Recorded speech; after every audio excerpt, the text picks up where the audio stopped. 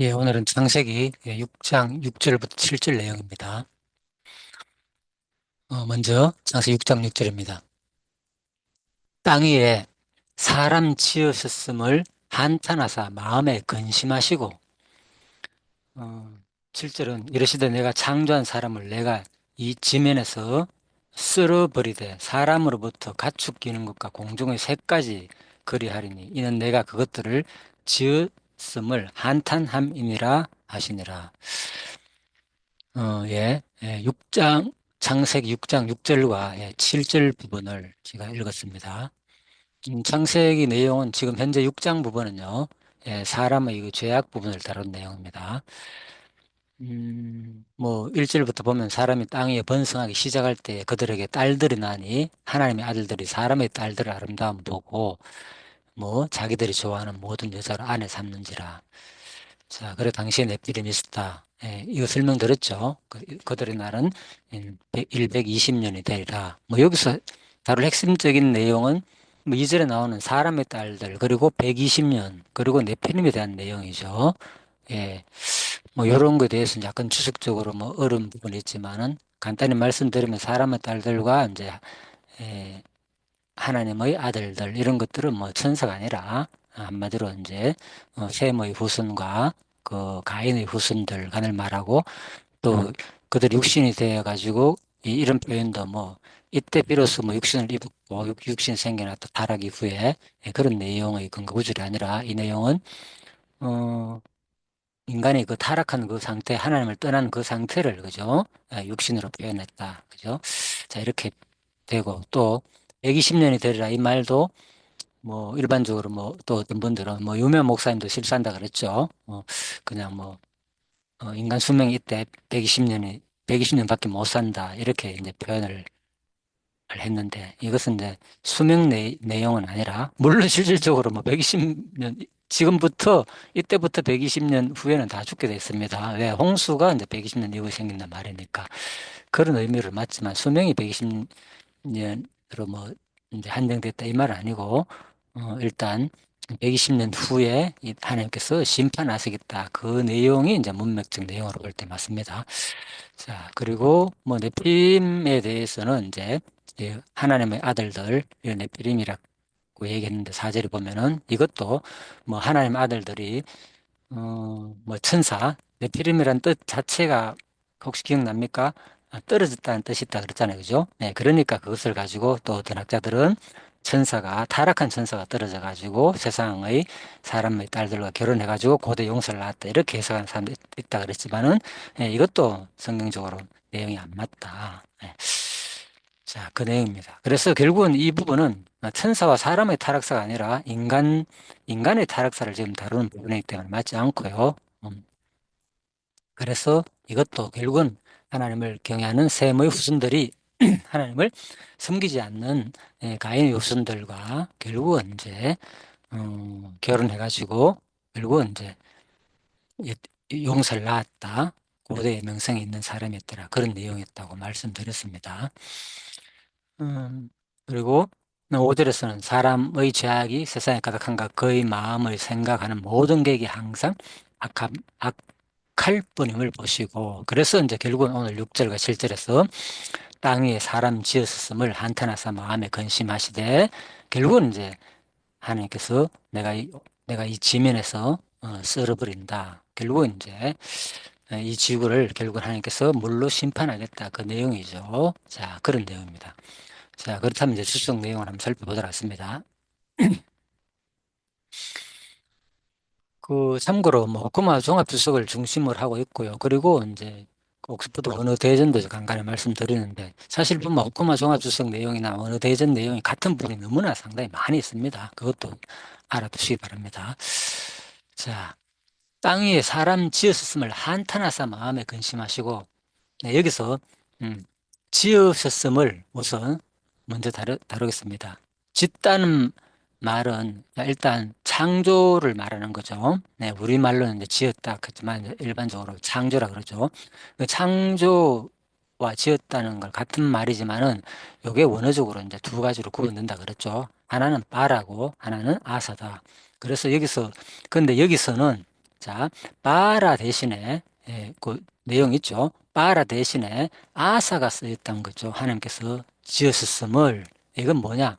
자신이 최고의 애정을 기울여 가지고 만든 인간을 전멸시켜야 하는데, 에 대한 하나님의 극한 아픔을 강조하기 위함이다. 그래서 어떤 태초에 천지를 뭐 해와 달과 별들 이런 건 하나님 말씀으로 뭐 하나님 능력으로 뭐 창조했잖아요. 그죠? 그런 것들 하나님의 어떤 전능성과 그런 것을 드러내는 표현에서는 이제 주로 빠라가 쓰였고, 그 다음에 하나님의 애정을 가지고 구체적으로, 그죠?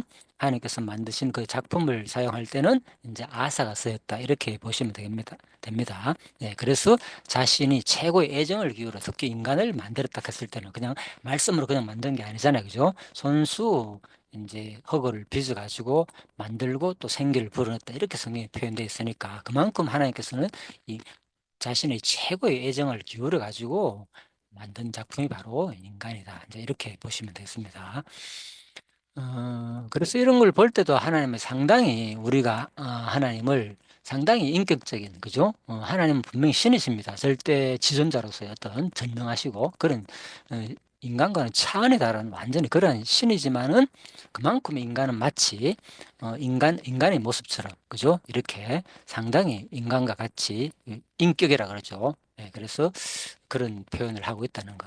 그래서 여기서 그렇기 때문에 결국은 지을 때도 그렇고 한탄하고 마음에 근심하시고 이런 것들도 결국은 이것을 뭐라 그럽니까?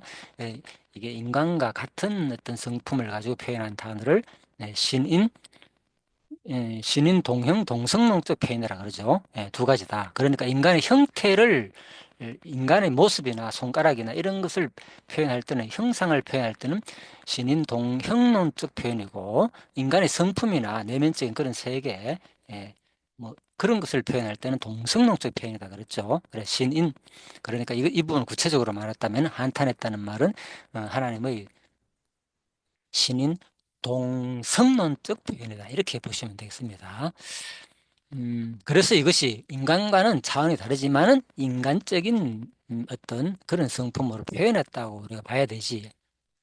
그러면 그렇지 않는다면 이것이 맞지 않다는 거죠. 왜? 하나님이 어떻게 한탄하고 후회하느냐? 그러면 하나님의 속성 가운데서 어떤 전능성에도 위반되고 그죠? 어떤 전지전능하라 그러잖아요. 그죠? 모든 것을 알고 계시는데 앞뒤 전지라는 것은 그죠? 과거, 현재, 미래까지도 다 하나님은 통달하시는 분이기 때문에 그 하나님의 속성에 위배되잖아요. 그죠?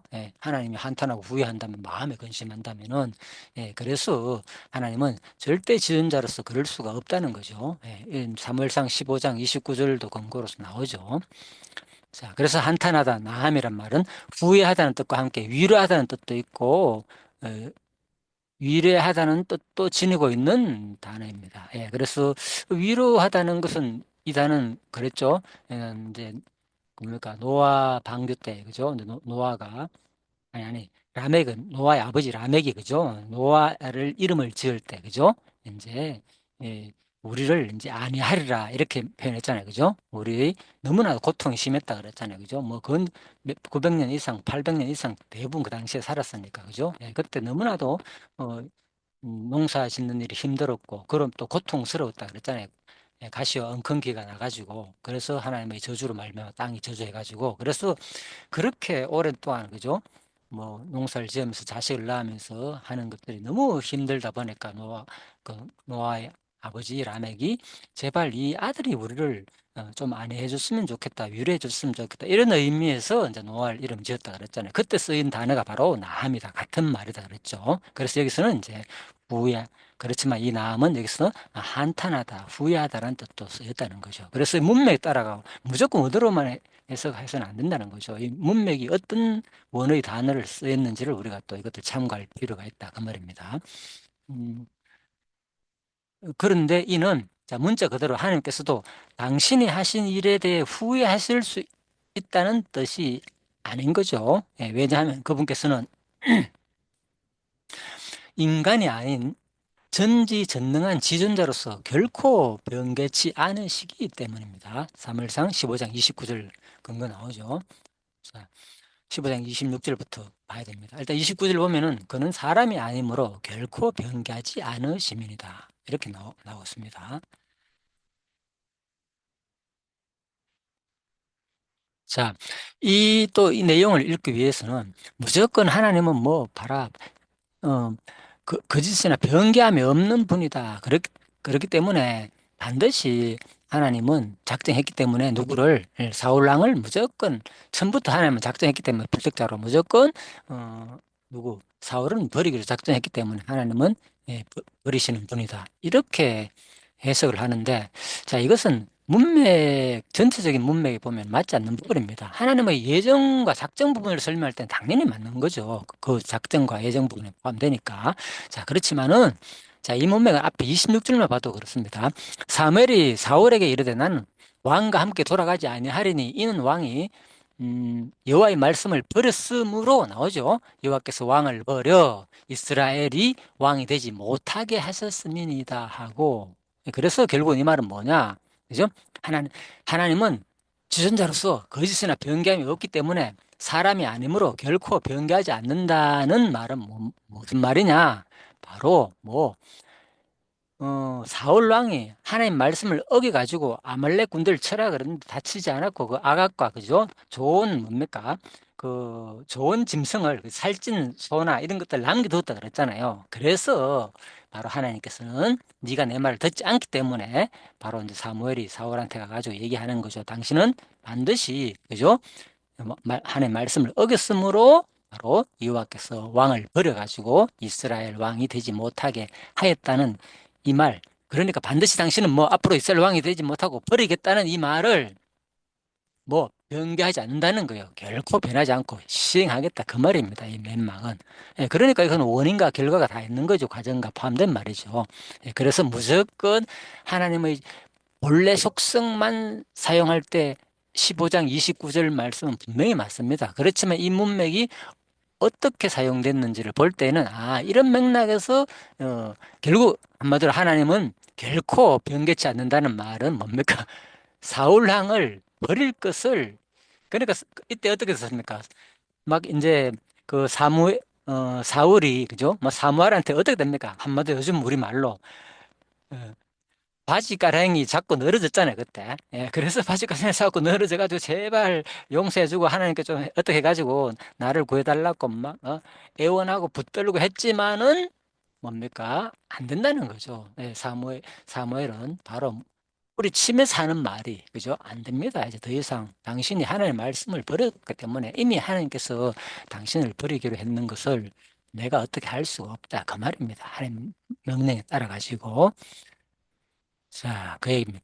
그래서 이제 그렇게 보면 되겠고요. 그래서 이제 제가 이 말씀을 드리는 것은 무조건 근본적인 내용을 설명하는 내용이지, 그죠? 한탄하고 후회해서도 마찬가지입니다. 하나님의 근본 속성을 설명하는 내용이지. 안 그러면 가정 속에서, 그죠? 인간의 어떤 인격적인 하나님을, 그죠? 신인 동성론적 표현으로 하는 말인지를 우리가 구분해야 된다. 그 말입니다. 자, 그래서 작정과 예정 이런 부분을 말할 때는 반드시 그죠?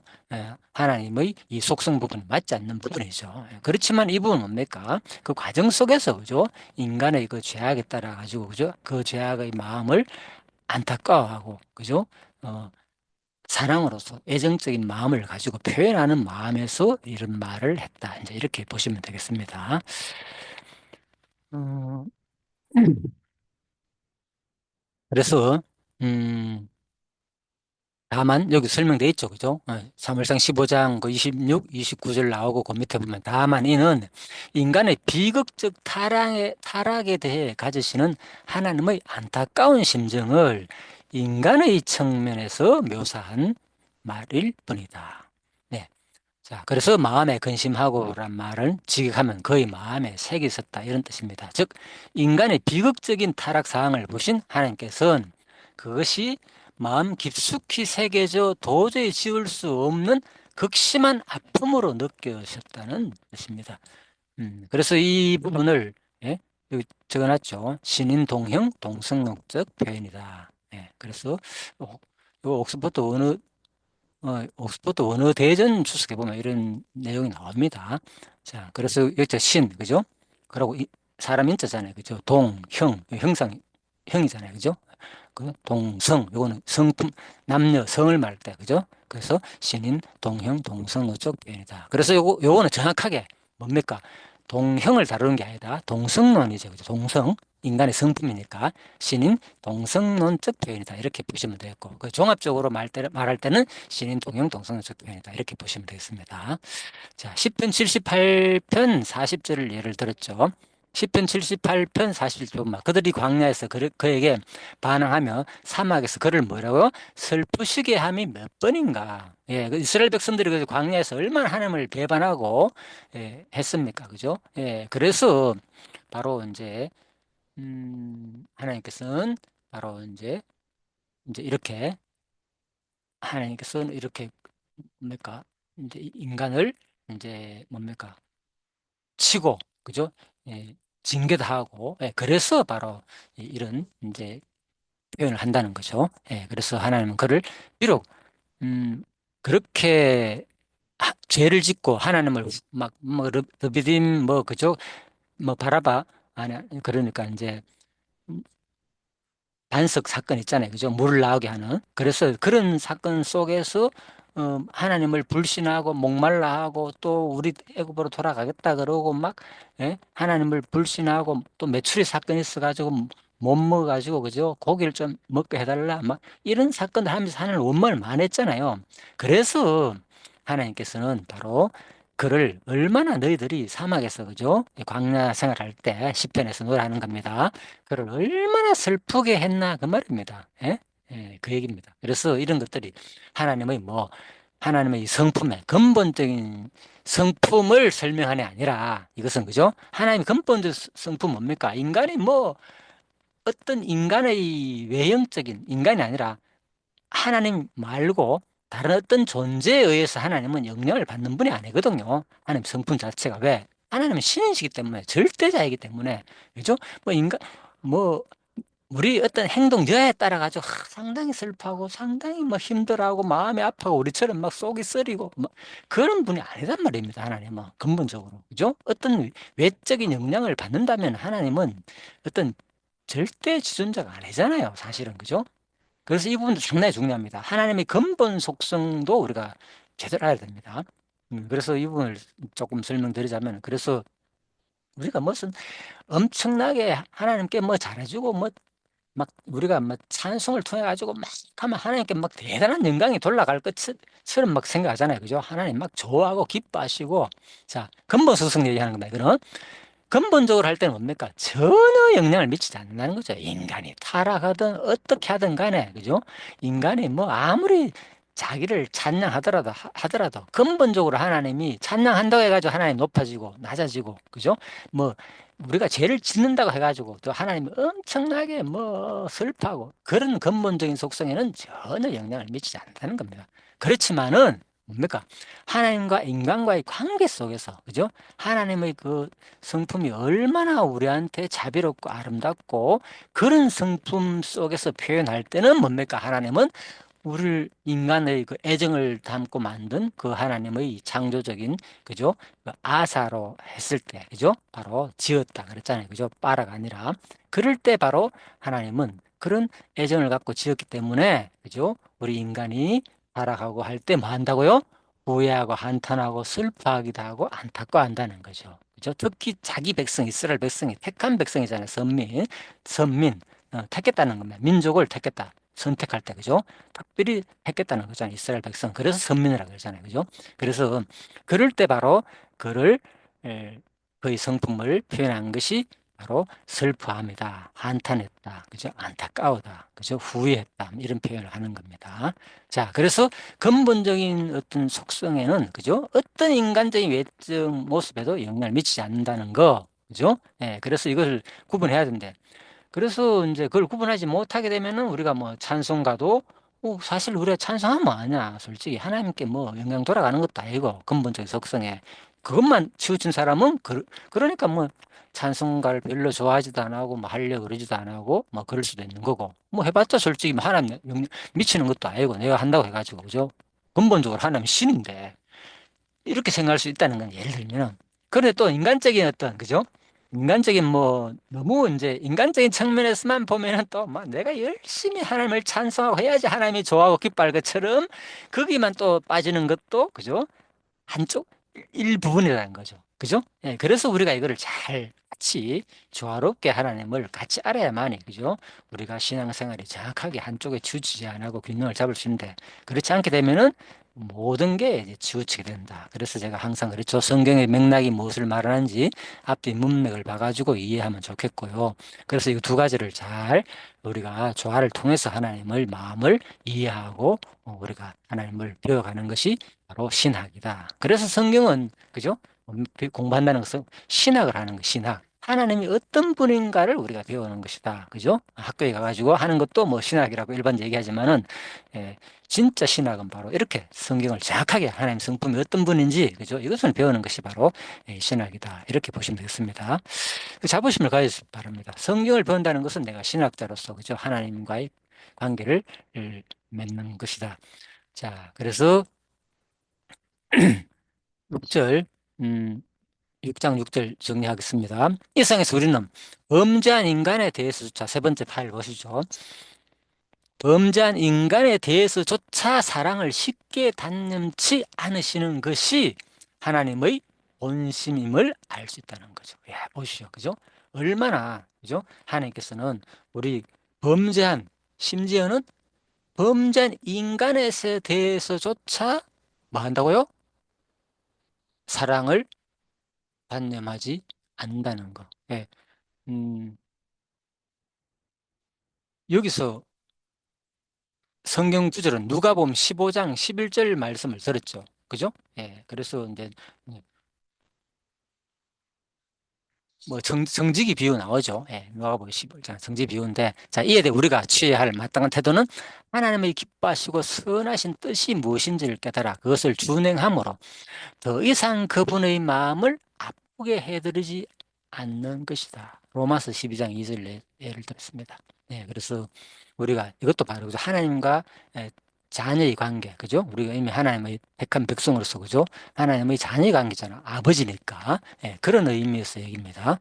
더 이상 그분의 마음을 아프게 해드리지 않는 것. 그러니까 이런 걸 읽을 때, 아, 이게 신인 동성론적 표현을 우리가 알아야 이 말이 이해가 되는데 그렇지 않고 이런 것을 또 읽게 되면은 우리가 뭐 하나님께 어떻게 뭘 해드릴 수 있느냐 그지 뭐 우리가 어떻게 한다고 뭐 내가 뭐 하나님 마음을 아프게 해드리는 게 아니야 공부 좀 했다고 그죠 하나님은 절대자고 뭐 지존자고 전능자고 이것만 좀 배웠을 때는 그죠 뭐 이런 얘기를 하면 뭐 하나님이 어떤 분인데 제대로 하나님 알지도 못하면서 네가 뭔 하나님 우리 어떤 모습에 하나님 영향을 받지 않는 분이야.